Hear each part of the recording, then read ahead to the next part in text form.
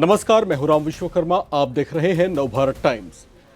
Israel एक के बाद एक मुस्लिम देशों पर हमले कर रहा है। अब की बार उसने निशाना बनाया है सीरिया को।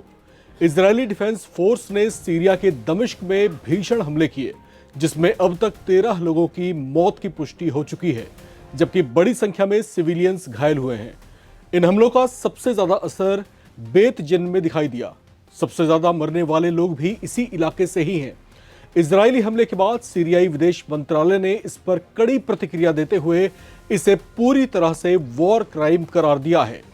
इस हमले के बाद सीरिया गुस्से से भड़क उठा है। उसने जल्दी ही इसका कड़ा जवाब देने की बात भी कही है।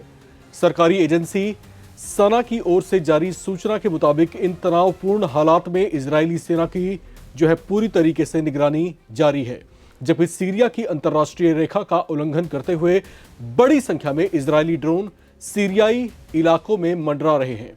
सीरियाई प्रशासन का आरोप है कि हमले से प्रभावित इलाकों में राहत दलों को भी नहीं जाने दिया जा रहा है, क्योंकि इजरायली सेना उन इलाकों में किसी भी तरह की हलचल पर हमले कर रही है। आपको बता दें कि सीरिया का मिलिशिया समूह इजराइल विरोधी कहा जाता है, जिस पर आरोप है कि वो गाजा में छिड़े इजरायली युद्ध में हमास के लड़ाकों का साथ दे रहा था। इसी वजह से इजराइल इसे अपना दुश्मन मानता है। सीरिया में उसने दमिश्क के जिस बेत जिन इलाके में बड़ा हमला किया, उसे लेकर अंतर्राष्ट्रीय मीडिया से बातचीत में स्थानीय ग्रामीणों ने बताया कि यह इलाका हमेशा से साधारण किसानों और चरवाहों का रहा है। वहां ना तो मिलिशिया के लोग हैं और ना ही यहां पर हिजबुल्लाह की किसी तरह की उपस्थिति या सक्रियता है। ऐसे में इस इलाके पर इजराइल का टारगेट अटैक लोगों ने इस पर हैरानी जताई है। हालांकि इस बड़े हमले को लेकर इजराइल की ओर से जारी बयान कुछ और ही कहते हैं। इजरायली सेना ने बताया कि बेत जिन में उसके ऑपरेशन के दौरान हुई क्रॉस फायरिंग में उनके 6 सैनिक जख्मी हुए हैं, जिनमें से 3 की हालत नाजुक है। आईडीएफ ने बताया कि जिन लोगों को खतरा माना जा रहा था, उन्हें इस ऑपरेशन में खत्म कर दिया गया है। इजरायली मीडिया ने साथ ही यह दावा भी किया है कि आईडीएफ के ऑपरेशन के दौरान यूनिट को स्थानीय लड़ाकों ने घेर लिया था, जिसके बाद इजराइल डिफेंस फोर्स को मजबूरन हेलीकॉप्टर, मिसाइलों और हैवी आर्टिलरी का इस्तेमाल करना पड़ा।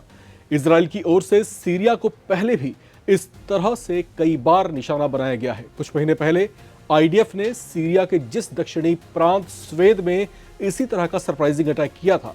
स्वेदा वो इलाका है जो सरकारी बलों और बेडोइन सुन्नी मुस्लिम कबीलों की ड्रूज मिलिशिया समुदाय के साथ खूनी सांप्रदायिक झड़पों के बाद से ही लगातार चर्चाओं में बना हुआ है।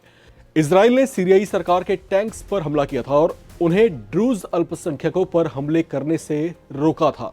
इजराइल ने इसे उनके दमन और सुरक्षा के लिए बेहद जरूरी कार्रवाई बताया था।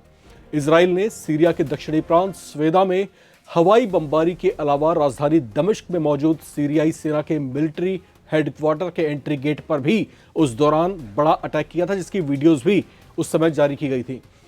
उस समय भी सीरिया की अल अशरा सरकार ने चेतावनी दी थी कि इजराइल का हमला उनकी संप्रभुता पर किया गया वो हमला है जिसे वो कतई बर्दाश्त नहीं करेंगे। और इस बार भी जब मिलिशिया समूह को टारगेट करके अटैक किए गए हैं, तो यहां पर दोबारा से फिर धमकी दी गई है, चेतावनी दी गई है कि इजराइल को इसका बुरा खामियाजा भुगतना पड़ सकता है।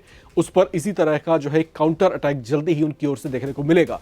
हालांकि इस खबर में जो भी तमाम अपडेट्स होंगी हम फिर से लेकर के हाजिर होंगे। तब तक आप बने रहें, देखते रहें नवभारत टाइम्स।